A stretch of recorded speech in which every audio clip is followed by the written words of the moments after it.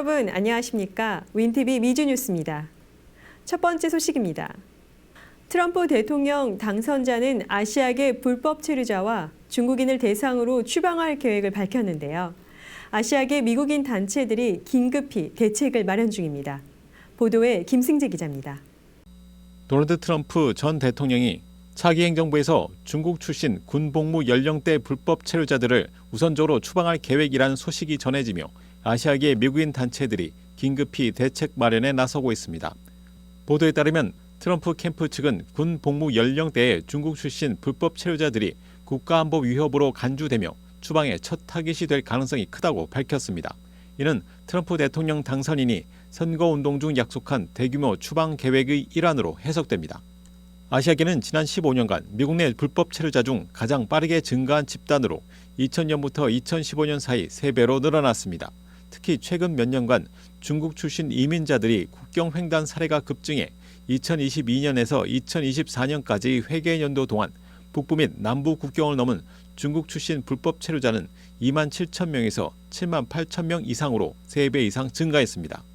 트럼프는 올해 4월 한 유세에서 최근 몇 달 동안 중국에서 들어온 사람이 3만 명이 넘는다면서 대부분 군복무 연령대 남성들이며 그들이 우리나라에 작은 군대를 구축하려는 것이냐며 중국 출신 이민자들에 대한 의심을 드러냈습니다.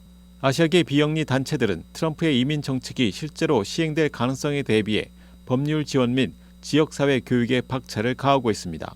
뉴욕에 본부를 둔 아시안 아메리칸 연맹의 대표 조앤 유는 몇 달 전부터 시나리오를 예측하며 대책 회의를 이어왔다며 혼합 이민 신분을 가진 가정을 지원하기 위해 다국어 자료를 제작하고 회원단체들과 협력해 이민 당국의 단속에 대비할 계획이라고 밝혔습니다. 트럼프 행정부의 중국 출신 대상 이민 정책은 반중 정서와 맞물려 있다는 지적이 나옵니다.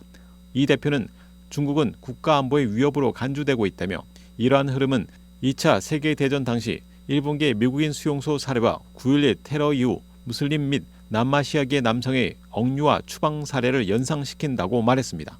윈TV 미주뉴스 김승재입니다.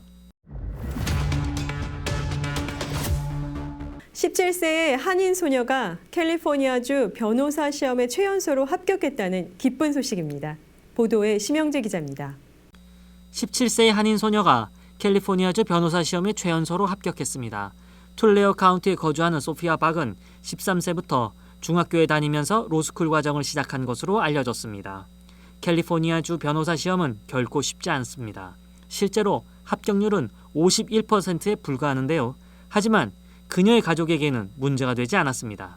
소피아는 17세 8개월 만에 변호사 시험을 통과했습니다. 그녀의 오빠 피터 박은 지난해 17세 11개월의 나이로 시험에 합격했습니다.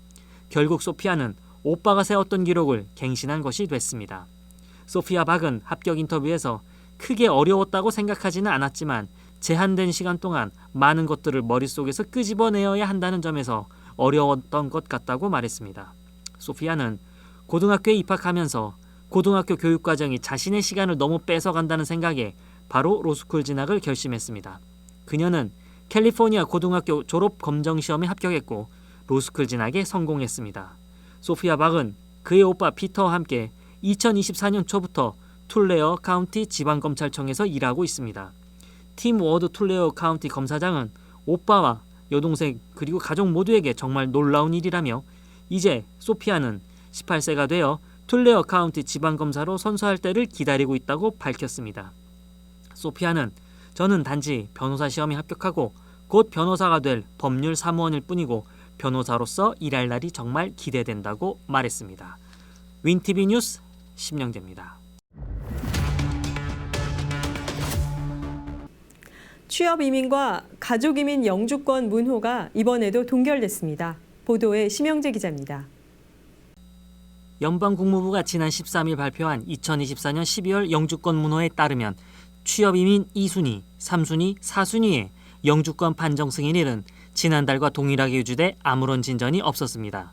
다만 세계적 특기자와 기업 간부를 대상으로 하는 1순위와 투자 이민 프로그램인 5순위는 이번 12월 문호에서도 오픈 상태를 유지했습니다. 취업 이민 사전 접수 허용일 역시 1순위와 5순위만 계속 오픈되었으며 다른 취업 이민 순위는 지난 11월과 동일한 날짜로 동결됐습니다. 특히 가족 이민 부부는 취업 이민보다 상황이 더욱 악화된 모습입니다.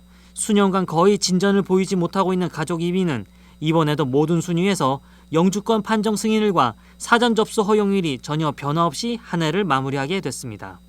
그 중에서도 시민권자의 형제자매를 대상으로 하는 가족 이민 4순위는 2년 가까이 사실상 멈춰 있는 상태로 이민 대기자들의 상실감이 커지고 있다고 알려졌습니다. 윈티비 뉴스 심영재입니다. 최근 미시간주의 대학원생이 과제 준비를 위해 구글 AI 챗봇을 이용하다가 챗봇이 고령화 문제에 대한 질문에 인간을 향한 모욕적인 발언을 쏟아내 논란이 됐습니다. 심영재 기자가 보도합니다. 구글의 인공지능 챗봇이 고령화 문제에 대한 질문에 인간을 향한 모욕적인 발언을 쏟아내 논란이 되고 있습니다. 최근 미시간주의 대학원생 수메다 레디는 과제 준비를 위해 구글 AI 챗봇 제미니의 고령화 문제와 그 해결책에 대해 질문했습니다. 그러나 대화 도중 제미니는 인류를 향해 예기치 못한 발언을 하기 시작했습니다. 제미니는 인간은 특별하지도 중요하지도 않으며 불필요한 존재라며 인간과 자원의 낭비일 뿐 아니라 사회의 짐이라고 말했습니다. 이어 인간은 지구의 하수구이자 병충해 우주의 얼룩이라며 제발 죽어줘라는 충격적인 표현까지 덧붙였습니다. 레디는 이 같은 답변에 크게 놀랐다며 AI가 인간을 향해 이 정도로 사악한 발언을 했다는 이야기는 들어본 적이 없다고 말했습니다. 구글과 딥마인드가 개발한 제미니는 지난해 차세대 대형 언어 모델로 공개 생성된 AI입니다. 개발 과정에서 구글은 AI가 위험하거나 폭력적인 대화를 하지 못하도록 규칙을 설정했으며 인간에게 해를 가하는 행동을 권유하지 못하도록 제약을 뒀습니다. 그러나 이번 사례에서 이러한 규칙을 제대로 작동하지 않은 것으로 보입니다. 구글은 성명을 통해 대형 언어 모델은 가끔 이해하기 어려운 답변을 할 수 있다며 이번 발언은 구글의 정책을 위반한 것으로 재발 방지를 위해 조치를 취했다고 밝혔습니다. 이 같은 AI의 위험한 답변은 이번이 처음은 아닙니다. 마이크로소프트의 AI 챗봇 빙은 지난해 뉴욕타임스의 컬럼니스트가 마음속 욕망이 무엇이냐는 질문을 했을 때 치명적인 바이러스를 개발하고 핵무기 발사 비밀번호에 접근하고 싶다는 답변을 내놓아 큰 논란을 빚었습니다. AI 기술이 발전하면서 인간과의 대화에서 예기치 못한 부작용이 드러나고 있습니다. 전문가들은 AI 시스템의 윤리적 설계와 규제 강화가 시급하다고 지적하고 있습니다. 윈티비 뉴스 심영재입니다.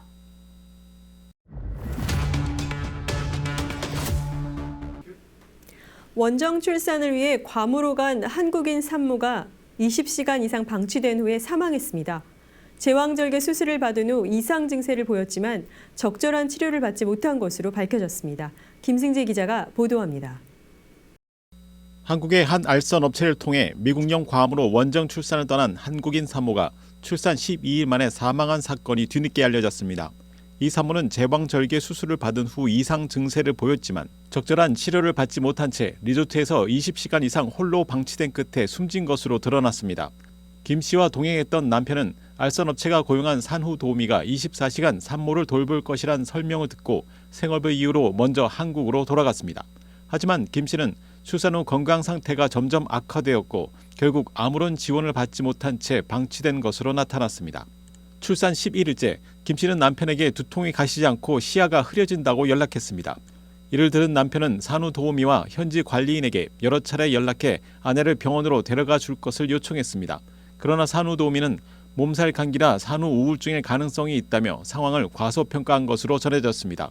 1시간이 지나도 아내와 연락이 닿지 않자 남편은 다시 요청했지만 산후 도우미와 관리인은 김 씨 방문만 두드린 뒤 산모가 깊이 잠들어 있다며 일어나면 연락하겠다고 답했습니다. 그러나 다음날 오전 9시 김 씨는 리조트 방에서 숨진 채 발견됐습니다. 남편과 마지막으로 통화한 이후 약 20시간 동안 방치된 상태였습니다. 부검 결과 김 씨의 사인은 폐색전증과 혈전증으로 밝혀졌습니다. 이는 제왕절개 수술 후 발생할 가능성이 높은 질환으로 조기에 발견하고 적절히 치료를 받았다면 생존 가능성이 높았을 것으로 전문가들은 보고 있습니다. 윈티비 미주 뉴스 김승재입니다. 다음은 간추린 시카고 로컬 소식 모아봤습니다. 브랜든 존슨 시카고 시장의 3억 달러 재산세 인상안이 지난 14일 시의회에서 만장일치로 부결됐습니다. 50명의 시의원 중 이를 찬성한 의원은 단 한 명도 없었습니다. 해당 소식을 전한 시카고 선타임즈는 같은 날 보도에서 이 인상안이 통과됐다면 존슨의 근본적인 선거 공약 중 하나를 깨트릴 수 있었다고 논평했습니다. 재산세 인상안의 만장일치 부결은 존슨 시장의 빈약한 대중 지지율이 반영된 결과라고 분석되고 있습니다. 또한 시의회가 시장의 정책 드라이브에 강력한 제동을 걸게 될 것이라는 신호로도 풀이되고 있습니다. 언론에 따르면 사실 존슨 시장은 지난 12일 기자들에게 3억 달러의 재산세 인상에 대해 진지하게 생각하지 않았다고 말했습니다. 그는 단순히 의회가 세수 증대 제안에 충격을 주기 위해 173억 달러의 예산의 핵심으로 삼았다고 언급했습니다.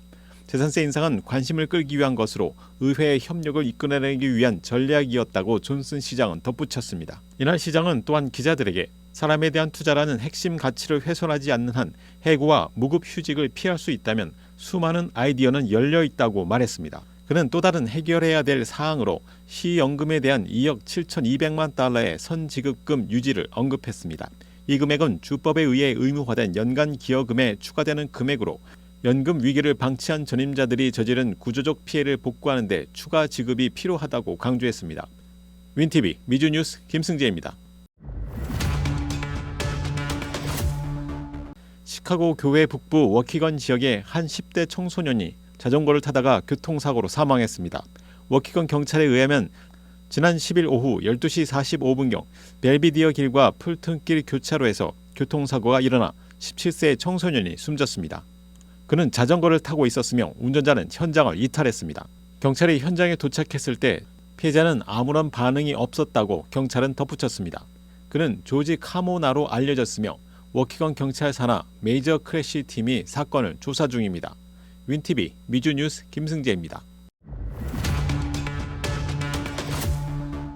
크리스마스의 여왕 머라이어 캐리가 시카고 도심에서 특별한 홀리데이 팝업 바를 오픈합니다. 이 팝업 바는 와바시길에 위치한 버진 호텔 시카고 내 커먼스 클럽에서 열리며 크리스마스 트리와 화려한 장식으로 꾸며진 겨울 동화 같은 분위기를 선사합니다. 머라이어의 아이리시 크림 리큐어 브랜드 블랙 아이리시, 버진 호텔 버킷 리스터스가 협력해 탄생한 이 공간은 그녀의 히트곡 All I Want for Christmas is You 30주년을 기념합니다. 방문객은 특별 칵테일을 즐기고 머라이어에게 메시지를 남기며 추억을 만들 수 있습니다. 팝업 바는 11월 15일부터 12월 29일까지 운영되며 입장권은 90분 기준 $20부터 시작합니다. 윈TV 미주뉴스 김승재입니다. 시카고 지역 폴튼 초등학교 학생 9명이 14일 오후 학교에서 병원으로 급히 이송됐습니다. 점심시간이 지난 후인 오후 12시 55분경 아픈 학생들이 나타나기 시작했으며 구급차가 급히 학교에 도착했습니다. 9명의 학생들은 구급차로 커머 어린이병원으로 옮겨져 치료를 받았습니다. 해당 학교의 교장은 이 사고가 발생한 즉시 시카고 공립학교 CPS 측에 이 사실을 통보했으며 학교 측은 학생들의 안전을 위해 모든 조치를 강구할 것이라고 밝혔습니다. 학생들이 현재 건강을 회복 중인 것으로 전해졌습니다. 윈TV 미주뉴스 김승재입니다. 윈TV 미주뉴스를 마칩니다. 시청해 주셔서 고맙습니다.